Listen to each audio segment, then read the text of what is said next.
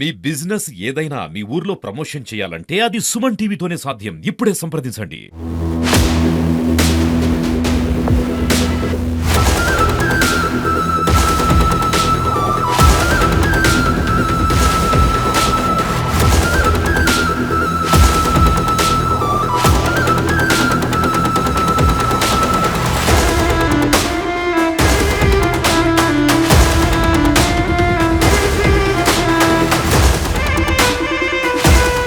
రాత్రి జరిగినటువంటి ఘటనకు సంబంధించి పూర్తిగా, ఎందుకంటే పోలీస్ వ్యవస్థ నిజంగా చాలా పకడ్బందీగా పనిచేస్తుందని చెప్పవచ్చు. రాత్రి నుంచి జరిగినటువంటి ఘటనలు ఎప్పటికప్పుడు సిఐ అదేవిధంగా ఎస్ఐ వివరిస్తూ ఉన్నారు. ఎందుకంటే ఇది జరిగినటువంటి సినీ పక్కన జరిగినటువంటి ఘటన అని చెప్పవచ్చు. నిజంగా తీవ్రంగా కలిసివేసింది యాదాద్రి జిల్లాలో అని చెప్పవచ్చు.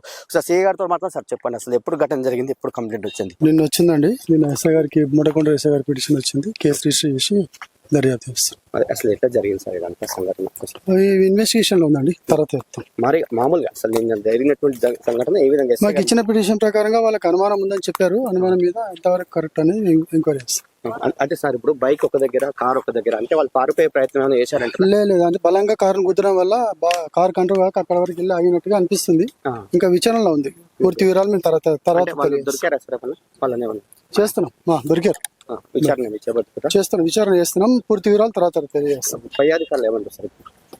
ఇంకా మేము చెప్పిన తర్వాత సార్ చెప్తారు. అంటే ఈ ఘటన కావాలనే జరిగిందంటారా? ఉద్దేశపూర్వకంగా చేసినట్టుగానే కనబడుతుంది. అంటే ఉద్దేశపూర్వకం చేసిన ఘటన సార్? ఉద్దేశపూర్వకంగా. ఎవరు అలా బాబాయ్ ఇచ్చారా? అలా బాబాయ్ అనుమానం ఉందని చెప్పింది. అనుమానం ఉన్నది గోడల పైన చేస్తుంది.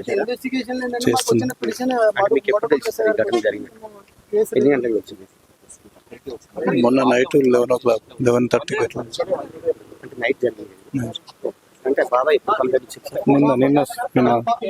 నిన్న ఇచ్చింది. మొన్న మా అన్న ఆయన మా పెరాయన కొడుకు మొన్న మాకు ఆదివారం నాడు సాయంత్రం అంటే నైట్ ప్రాంతాల్లో 7:30కు 10:30, 11 ప్రాంతాన మాకు ఫోన్ వచ్చింది, యాక్సిడెంట్ అయిందని. కాటపల్లి మధ్యలో చాడ మధ్యలో యాక్సిడెంట్ అయిందని రావడంతో మేము ఉటావుటిన హైదరాబాద్ నుంచి ఏరియా హాస్పిటల్ భువనగిరి రావడం జరిగింది. అక్కడ నుంచి తర్వాత మేము అసలు ఏం జరిగిందో ఇన్సిడెంట్స్ అని తెలుసుకోవడానికి ఫస్ట్ మేము యాక్సిడెంట్ల కేసు అనుకున్నాము.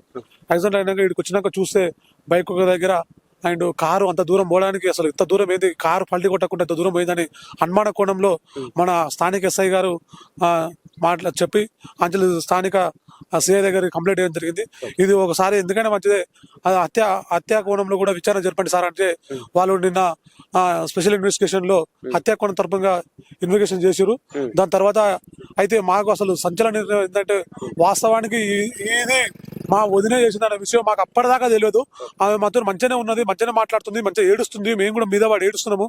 కానీ ఆమె మీద వాడు ఏడ్చి కూడా మరి మాతో మంచిగానే ఉంటుంది కుటుంబ సభ్యులు వచ్చి అందు మీద వాడు ఏడ్చినా కానీ మాకైతే ఇంతవరకు అసలు కూడా చెప్పలేదు. అయితే నిన్న వాళ్ళకి ఏం డౌట్ వచ్చిందో ఆ కారు డ్రైవరు అడిగితే పొందలేని సమాధానం చెప్పడంతో దీన్ని మళ్ళా స్పెషల్ ఇన్వెస్టిగేషన్ తీసుకొని ఆ కారు డ్రైవర్ లాంగ్ డ్రైవ్ తీసుకుని అన్నాడు. లాంగ్ డ్రైవ్ తీసుకొని ఇటు ఎందుకు వచ్చినామంటే వాడు సమాధానం చెప్పలేకపోతే దాని మీద కోణంగా ఆలోచిస్తే లైవ్ లొకేషన్ లో మా అన్నలో బామ్మడిది మహేష్ నెంబర్ వెళ్ళింది అక్కడ. దాంతో అది హత్యాకోణంగా స్వాతి తమ్ముడు మహేష్ ఆడ హత్యాకోణంతో ఆడ ఫోన్ వెళ్ళడంతో మాకు అప్పుడు తెలిసింది. ఆ టైంలో తీసుకొచ్చి సాయి కుమార్ అన్నట్టు ఆయన మాకు కూడా తెలియదు. సాయి కుమార్ అంటే కారు డ్రైవర్ అనుకున్నాం, కానీ ఇప్పటిదాకా ఆ సాయి కుమార్ కు మా ఈమెకు అక్రమ సంబంధం ఉందని మాకు మీడియా తరపున తెలిసింది. మాకు కూడా వాస్తవం తెలియదు. ఇప్పుడే తెలిసింది. స్వామికి అక్రమ సంబంధం ఉంది కాబట్టి స్వామిని అతమాయించారని చెప్పి అది జస్ట్ పుకారండి. అది ఏం చెప్పలేక ఇప్పుడు ఆమె కప్పిపుచ్చుకోనికి చనిపోయిన ఆయన మీద కావాలని దాని మీద ఒక నింద ఇస్తుంది తప్ప ఆయనకు అలాంటి అసలు ఒక సొంత చెల్లెలేక వాళ్ళు ఎక్కడో బత్తోళ్ళు హైదరాబాద్ బత్తోళ్ళు ఆడు అన్నలో బామ్మడిది 2 పెళ్లి చేసుకుంటే వాళ్ళని తీసుకొచ్చి హైదరాబాద్ ఆత్మకూరులో స్పెషల్ గా ఆత్మకూరులో వాళ్ళకి స్థానికంగా కల్పించిండు. కానీ వాళ్ళకి అయినా అలాంటి అలవాటు లేదు. కావాలని ఈ రోజు ఆమె కప్పిపుచ్చుకోనికే చేసిందని మాకు అనుమానిస్తున్నాం. ఇన్ని రోజులు లేదు, మరి ఆమె సడన్ గా ఈ రోజు ఎందుకు చెప్పాల్సి వస్తుంది? ఆమె మా అన్న వాళ్ళ తమ్ముడికి మా తమ్మిన వాళ్ళ భార్య ఇట్లా ఉందని ఆమె అంటున్నాం అని మాకు మీడియా తరపున తెలిసింది. మాకు సొంతంగా తెలియదు. ఆమె ఏదో కప్పిపుచ్చుకోనికే చేస్తుందని మాకు అనుమానం అయితే ఉన్నది. ఇంత దౌర్జన్యంగా ఇంత చేయాల్సిన అవసరం ఏమొచ్చింది? మేము కూడా అదే అంటున్నాం. అసలు ఇంత అన్యాయంగా, అసలు ఇంత దారుణంగా మేము ఫస్ట్ యాక్సిడెంటల్ గా చిత్రీకరించినాం, కానీ యాక్సిడెంటల్ జరిగింది అనుకున్నాం. కానీ స్పాట్ నుంచి చనిపోయిందా? మా అన్నయ్య మేము అప్పటికే మా లోకల్ ఉన్న మామూలుకి ఫోన్ చేసినాము. వాళ్ళు వచ్చేసరికి ఆల్రెడీ మన స్థానిక ఆ రోజు మాట్లాడారు, ఆల్రెడీ డెడ్ అని చెప్పిండ్రు.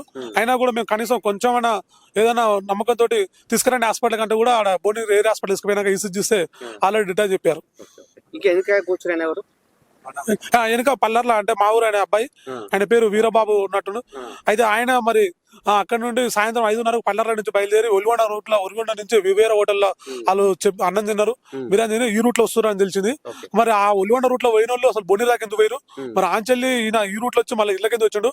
మరి ఆయన వీరబాబు దాని పాత్ర ఉందా లేకుంటే వీళ్ళు ఆయన కావాలని చేశారని కూడా దాని స్పెషల్ ఇన్వెస్టిగేషన్ తరపున పోలీసులు చేశారు. పోలీసులు మంచిగా చేశారు.